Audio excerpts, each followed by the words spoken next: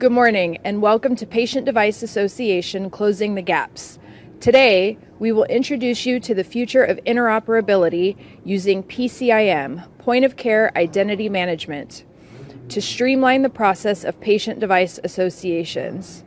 This use case highlights the new IHE PCIM profile, which defines a way to associate a device with a patient's identity. 5 companies came together to tell you this story.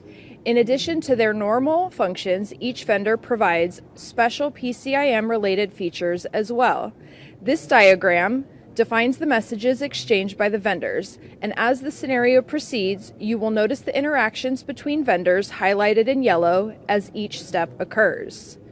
Epic uses its barcode scanner to associate patients with devices and manage information.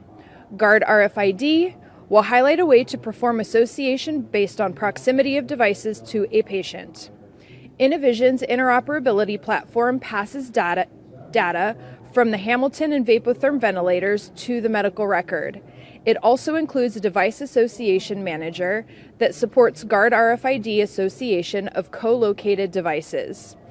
Braun is another consumer of this association data. Once a pump is associated to a patient, its outgoing messages will contain the patient name and patient ID. SPOK is the alert manager that recognizes where the alert is occurring to quickly and accurately route that message to the appropriate clinician for resolution. Our story unfolds in the ICU with Julie, a 37-year-old woman who is battling sepsis. My name is Krista, and I'm going to be Julie's nurse today. During her ICU stay, Julie's condition has affected her ability to breathe, and she requires mechanical ventilation, IV medication with an infusion pump, and continuous monitoring. Julie requires a normal saline infusion, so I'm going to program this medication and initiate the infusion.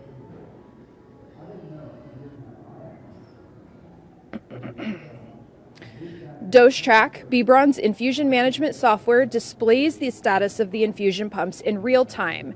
As you can see, there is no patient name or ID displayed for this infusion on line number 3, as it is not yet associated to Julie. Now we will showcase the interoperability of the PCIM standard. Note that the Epic functionality is still in development, and thus not yet released or available for customer use just yet. To associate devices to patients, we simply need to scan a barcode and use Epic's Device Patient Association Manager to send association messages downstream. First, I will scan the Braun device, which will have a pop-up here in Epic. I will simply need to confirm that we have the correct device, the correct patient, and I will accept this association. Next, I will scan InnoVision's Hamilton ventilator, and similarly accept that association. Now that I've made those associations, we have just sent standards-based messages to the respective downstream systems. To highlight the benefits here, we can now see on the Braun DoseTrack screen that Julie's name and ID is on that third line. The pump is now associated to Julie. Additionally, since we had sent that association message to InnoVision, the device data from the Hamilton ventilator is not only stamped with the device ID, but also Julie's name and ID as well. As a result, when we get that data in Epic, we are able to do additional validation and ensure the right data is going to the right patient's chart. We can see here, once I refresh the screen, that we have ventilator data now available in Epic. The data is not yet saved to the chart. It is unvalidated. I will simply need to select the row, right-click, and validate that data. By having the data in real time in Epic allows for clinicians to make better decisions for Julie's care. After some time, Julie's condition improves. She is extubated, her critical drips are discontinued, and she eventually receives transfer orders to the step-down unit. I will now stop Julie's normal saline infusion.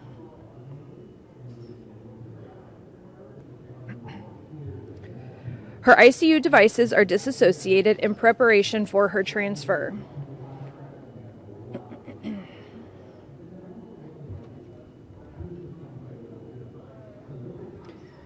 As the device is disassociated in Epic by scanning the device barcode, notice how Julie's name disappears from the normal saline infusion line on dose track.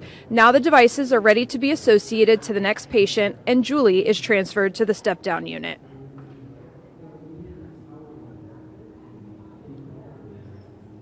In this hospital, GuardRFID RTLS system is used to locate patients and equipment. A tag like this is placed on Julie's wrist in order to detect when Julie moves into her room. Similar tags are placed on all the equipment in the hospital, as you can see here on this Vapotherm precision flow monitor. When Julie is moved into SDU, she is prescribed a treatment of antibiotics. Nurse now needs to go and find the pump. She goes into GuardRFID system to find nearest available pump, and she looks for pumps that are shown in green color. Green indicates that pump is currently not in use and it is available for the patient. You will see as this demonstration progresses, when this pump is moved into her room and when the pump starts, how the color of the pump changes to yellow, indicating that pump has started infusing and is not available for other patients. This information about pump status is sent to GuardRFID from Braun system in real time through IHE messaging.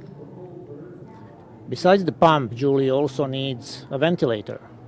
A nurse goes to the system to find nearest available ventilator. She finds precision flow, Vapotherm precision flow ventilator, and brings that ventilator into the room as well.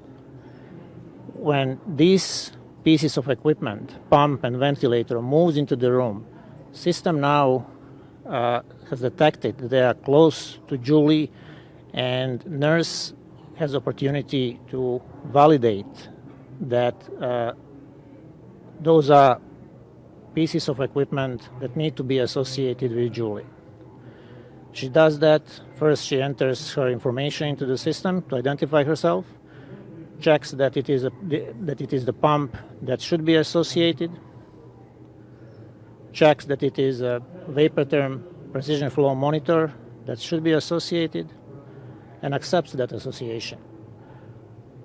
When the association is accepted, it is sent down to InnoVision Medical, and that information contains the message contains information about Julie's location, equipment location, their association, and the name of the nurse that accepted the association.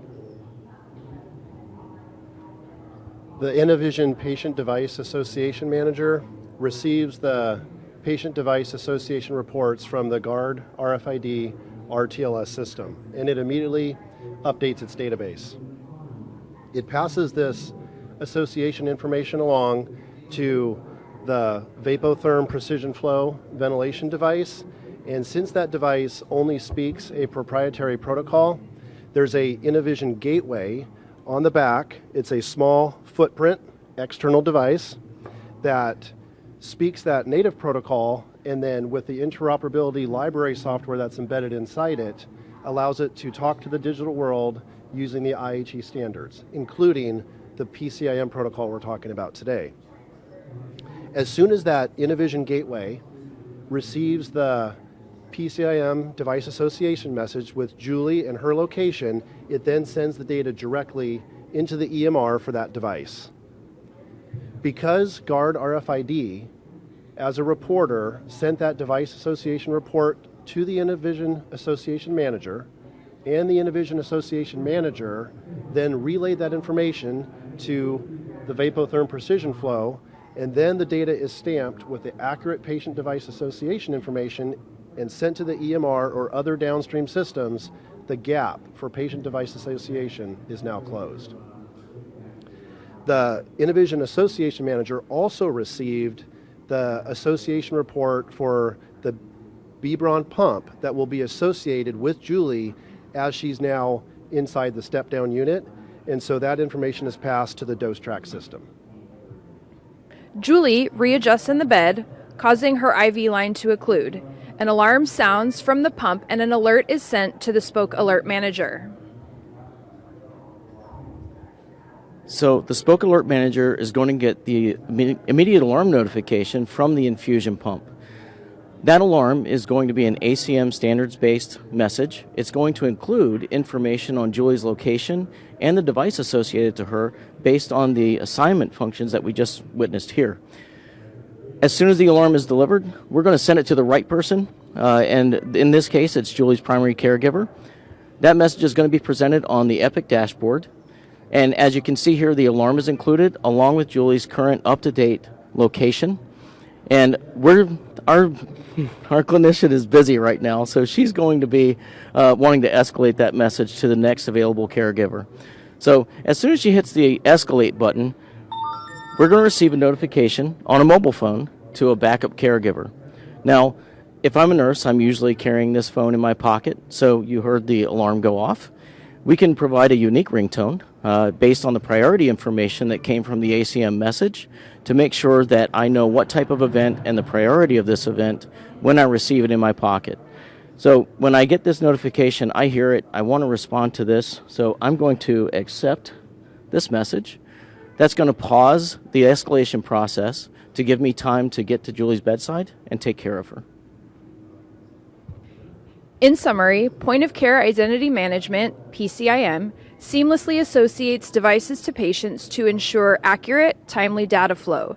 This process is possible because all vendors are using the same standard. We demonstrated patient and device association from Epic by scanning device barcodes, as well as by location through GuardRFID and InnoVision. Using InnoVision, we transmitted data from the respiratory devices to Epic. We sent an alarm message from the Braun IV pump to SPOK Alert Manager for nursing response. Closing gaps in patient device associations is essential in promoting continuity of care, responding appropriately to alerts, maintaining accurate and comprehensive medical records, and above all, ensuring patient safety. Thank you so much for your time today. Feel free to come and send us questions should you have them. Thank you.